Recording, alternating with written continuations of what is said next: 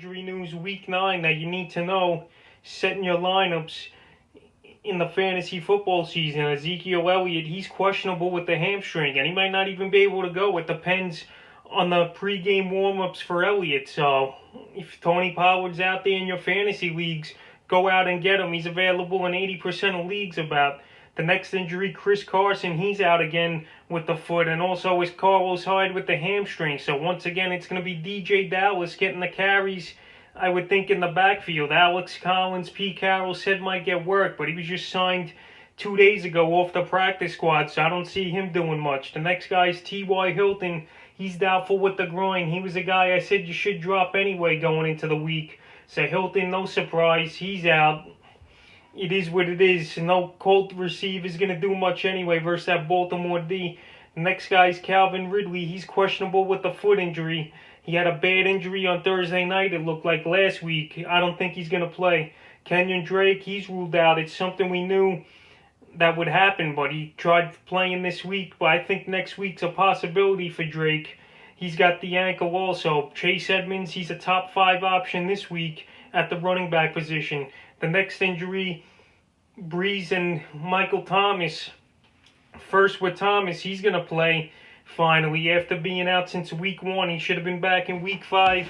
But the injury bug's still getting him. But Thomas, he's going to play. We'll see what he could do. This week, I ranked him as my 21st best receiver. So I don't think Thomas is going to do much, to be honest. The other injury, Drew Brees, he had a sore right shoulder. But we knew Brees would play in a big division matchup. Unless his shoulder was hanging, he wouldn't play. But Brees, he's a gamer. He's a tough guy. He hangs in there, and he's going to play. Philip Lindsay of the Denver Broncos, he's questionable. But Coach Vic Fangio said he's going to suit up. So get that tag off him. It'll be a 50-50 split with Lindsay and Gordon versus Atlanta. And I like Lindsay better in that game. Sammy Watkins, another guy I spoke about. He's questionable with the hamstring. We don't know if he'll play or not. I think they might just hold him out because he hasn't practiced since week 5 pretty much, and they got the bye next week.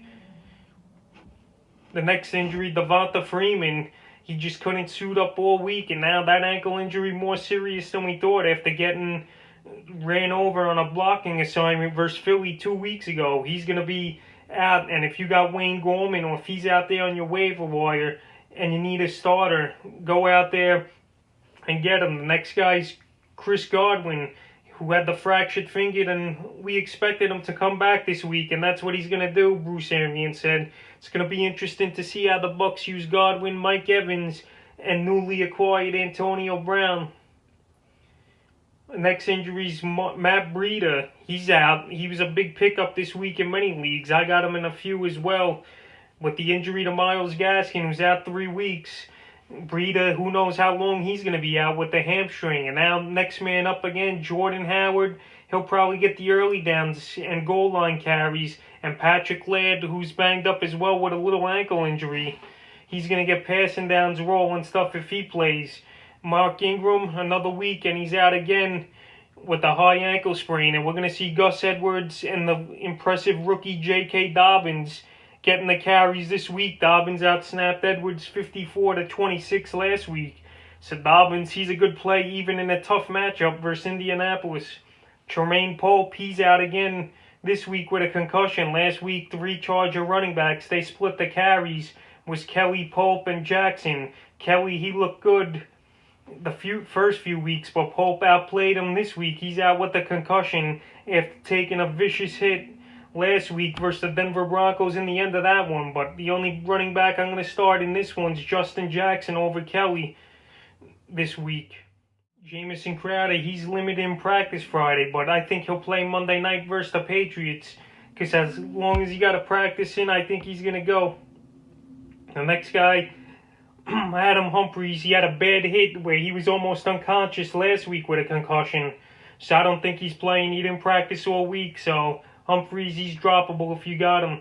Raheem Mostert and Deebo Samuel, Kyle Shanahan says, has a chance to return in Week 10. And the 49ers, they could use all the help they could get after getting blown out last night versus the Green Bay Packers in a game that was a total blowout.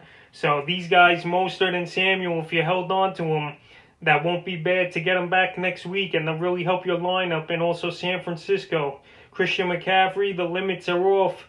He's activated this weekend, and if you got Mike Davis, I say hold on to him one more week, see if he has any role, which I don't think he will. So McCaffrey, you plug him in there as a top 10 start this week at running back. And that's the injury news for Week 9, heading into the weekend.